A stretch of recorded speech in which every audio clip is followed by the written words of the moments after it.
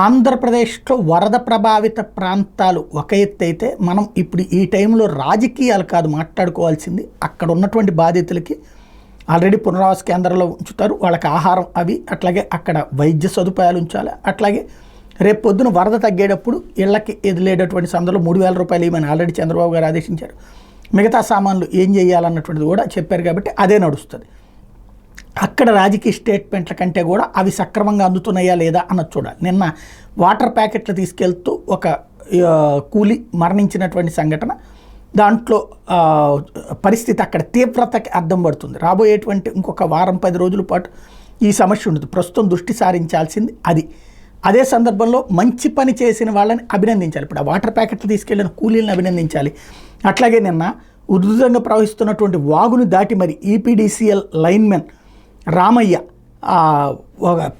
ఒక తాళ్ళు 2 తాళ్ళు పట్టుకుని ఆ తాళ్ళ మీదగా వెళ్ళి రిపేర్ చేసి వచ్చాడు. అట్లాంటి వాళ్ళని అభినందించారు మంత్రి గారు, గొట్టిపాటిరావు గారు. బాగుంది, ఏదైనా ప్రోత్సాహం ఇవ్వాలి. అట్లాంటి వాళ్ళకి ప్రమోషను లేకపోతే సంథింగ్ ఏదైనా ఆర్థిక ప్రోత్సాహము, జీతంలో ప్రోత్సాహము ఇస్తే మరింత ఉత్సాహం లభిస్తుంది.